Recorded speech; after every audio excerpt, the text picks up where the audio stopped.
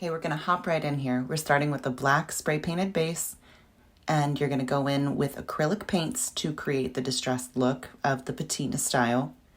If you watched my tutorials in the past, you know I like to work lights to darks. So here we're starting with our chocolatey brown, and we're just going to dry brush it on in sections.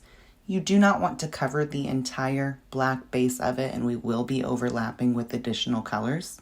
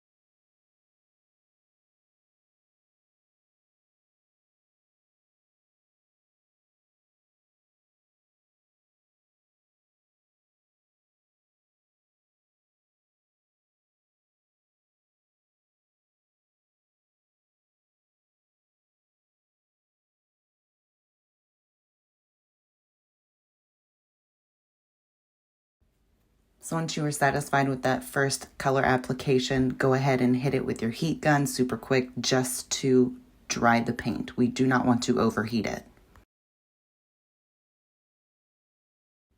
Next, I'm going to be going in with a beige or a cream color here with the exact same brush that I was just using from the brown.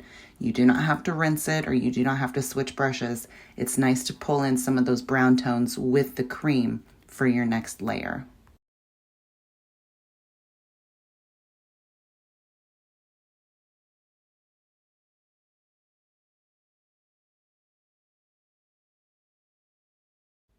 Same as with our first color, you're just going to go in with your beige or cream now and sporadically place it around the cup. You want to go in the same direction, so you're seeing me here do up and down motions.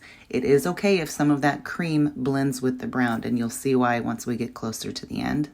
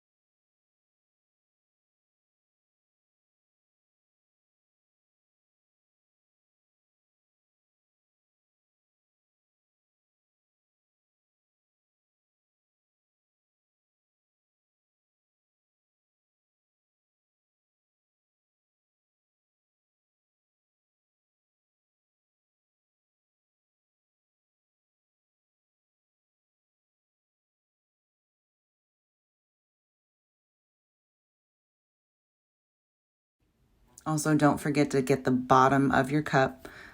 Once you are satisfied with your cream placement, go ahead and hit it with your heat gun again real quick just to dry that paint.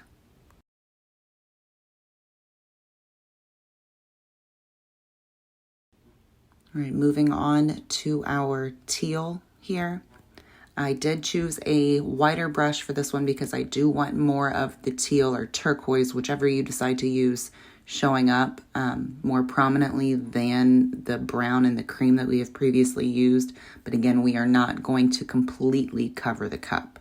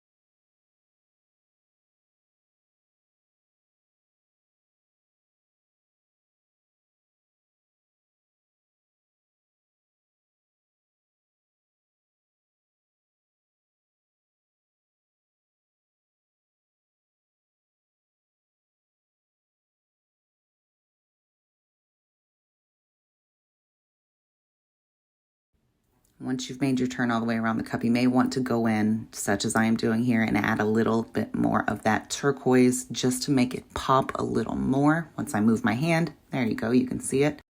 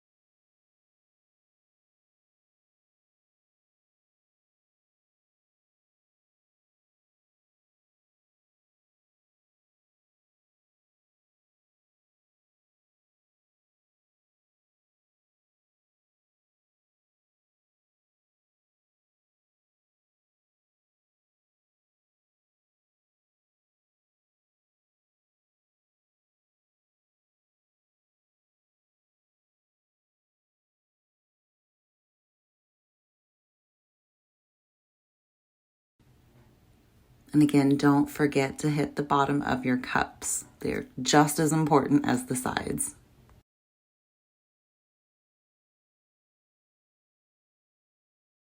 Okay, once you are happy with your paint application and it is completely dry, we're going to go in with Aleene's Tack-It Over and Over. If you have never used this product before, I highly, highly recommend it. It works well in glitter application for holographics. I do have a few videos posted here on my channel using that method for glitter application as well. But here we are going to use it to apply the rose gold foil.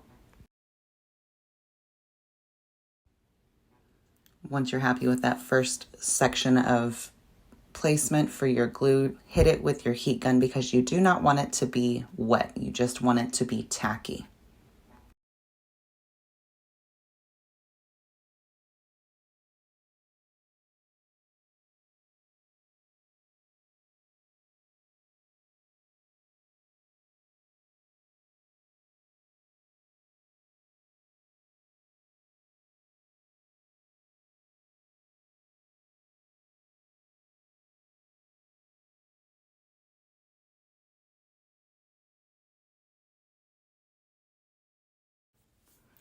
So I've got my rose gold foil flakes here.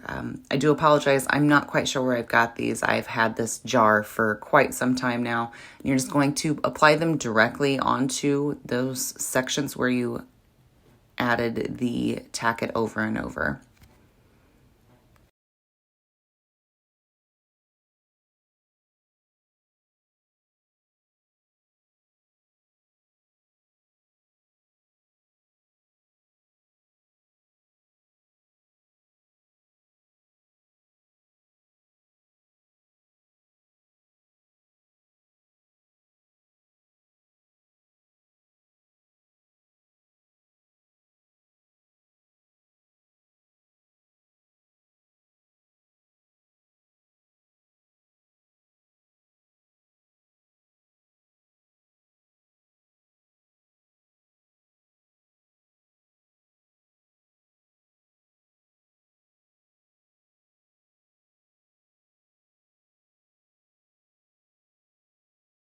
Once all of the foil is adhered to the section where you just applied the Tack-It, you're going to burnish it down into the cup. You want it to completely adhere. If parts of it flake off, that is fine. Wipe it off the best as you can, and then we're going to move on to our next section. So once you are happy with all of your foil placement on here, make sure that you do have all of those stray pieces off, and you are ready for epoxy application.